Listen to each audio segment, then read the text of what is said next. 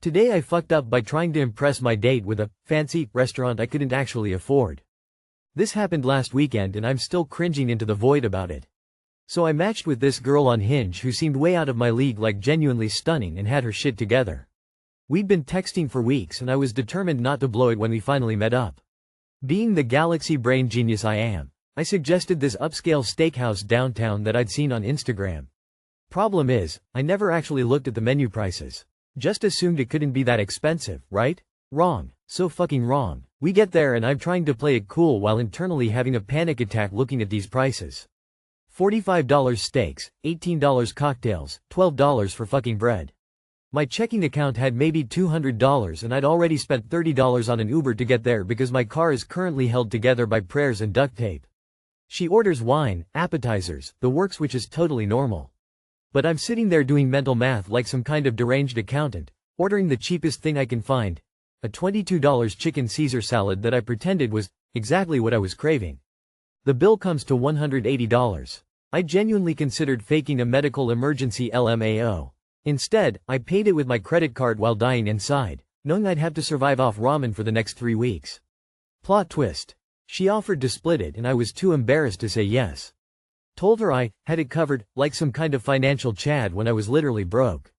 We actually had a great time and she wants to see me again, but now I've set this precedent that I'm some kind of fancy restaurant guy when I usually consider Chipotle a splurge, loudly crying. Too long did not read. Tried to flex with money I don't have. Now eating instant noodles until payday while planning a second date I can't afford. Plot twist, $45 steaks aren't even super fancy anymore. That's like mid-tier at best. I wanted to check out a new local steak place for my birthday last year, but a damn sirloin started at $75. Texting for weeks, date went well, she wants to see you again? She's interested, the restaurant doesn't matter, don't overspend again, everything is actually fine. Okay, sign. Honestly, if a guy did all this for me and then came clean about it in a funny and self-deprecating way, I would just like him even more. Tell her, then invite her for a picnic or a walk somewhere for date 2. Do something free, lol. There's no real point pretending to be something you're not when dating. Be the best version of yourself, sure, but going completely out of character is going to get you found out very quickly and leave the other person feeling lied to. Hopefully she'll also laugh about it when you come clean. You only effed up if you insist that you set precedent. Honesty is the best policy. Tell her you wanted to splurge on the first date, but you need to keep things simpler for the second, then give some fun cheap options like a picnic in the park. If she's cool, she'll understand. If she's really cool, she'll insist it's her turn to pick up the tab. Never lie, and if you do out of panic, come clean as soon as possible. If a person gets attached to a you that doesn't exist, they might unattach when the existing you is revealed. Better to be hated for what you are than loved for what you ain't. TIFU, or rather, my printer did. And it might have saved a life. So, I work in a small office and part of my job involves printing out legal notices, boring stuff like foreclosure warnings, court summons, and the like. Usually, it's a pretty mindless process. Click, print, file, mail. One day, I was prepping a stack of default notices for a batch mailing. These things are cold and final, pay up or we seize your house, kind of tone. As I'm about to print the last batch, our old office printer decided to jam hard. Not just a paper jam, but the kind that throws a tantrum and refuses to reset even after turning it off and back on. I called IT, but they were busy and wouldn't get to us until the next day. Whatever, I think. I'll reprint the batch tomorrow. But here's the kicker. That night, I couldn't sleep. Something about the name on one of the notices stuck with me. I looked it up on a whim. We're allowed to do some light personal research, weirdly. And I noticed there were comments in her case file about a payment being received early, but the system had flagged it as invalid because it hadn't matched the final paperwork.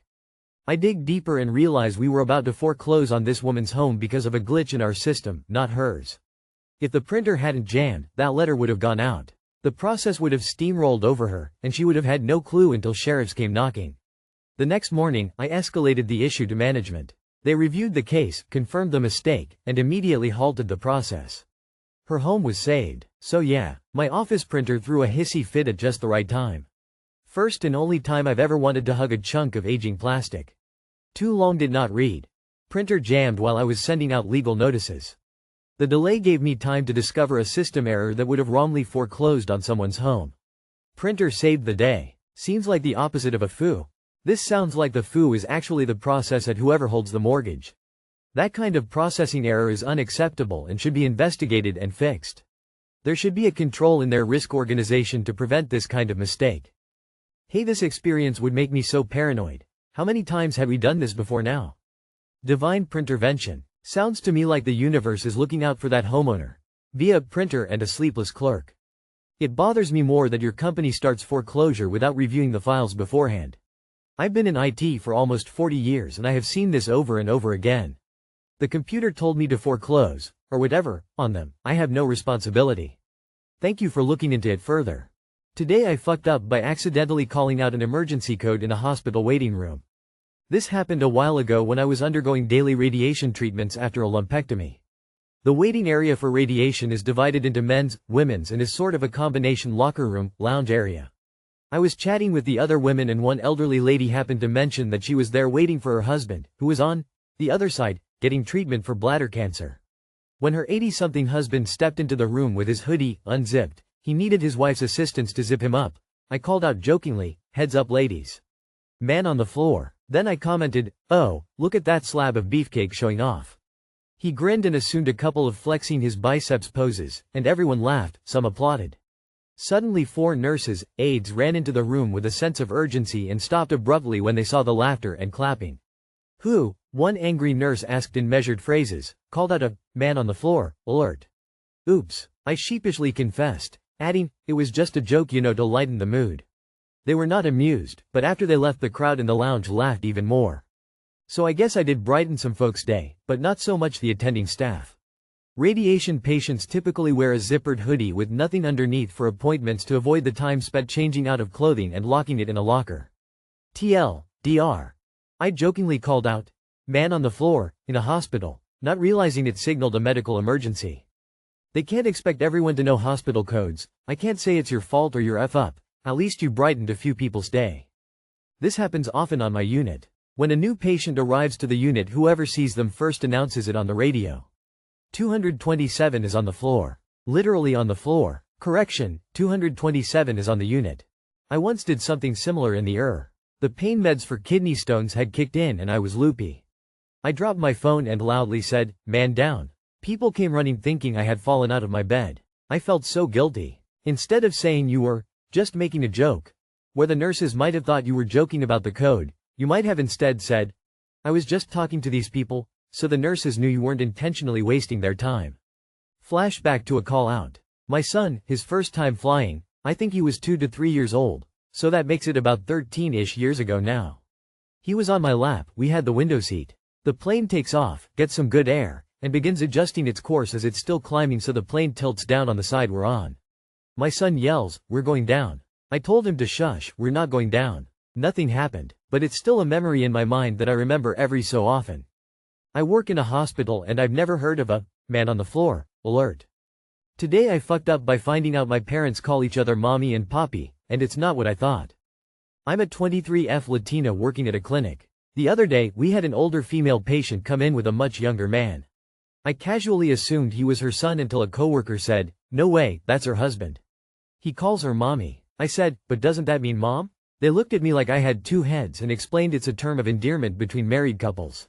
Like babe or baby. Cue the existential crisis. Because my own parents have been calling each other mommy and poppy for as long as I can remember. I always thought it was something they did when we were kids to avoid using their first names and confusing us. And then the habit just stuck. Nope, apparently they've always used those names. Not for parenting purposes. For flirting. Just a little romantic thing I completely misunderstood for 23 years. The kicker is my younger sister already knew. I was the only one out here thinking it was some kind of parenting strategy. I feel like I've been living in the background of a telenovela and just now looked up. Update. Called my older brother, this man didn't know either LMAOO.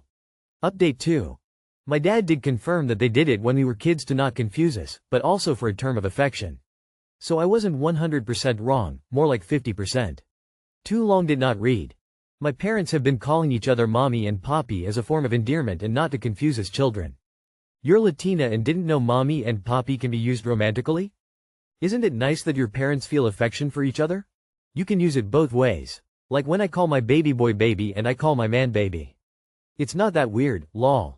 They probably did have the intention to use it both ways. Your username is daddy. Grandparents can be called papi as a term of endearment in Hispanic families. Don't make it weird. How the hell is this a TIFU? Is this 23 female Latina in the room with us? Thinking face. Duh?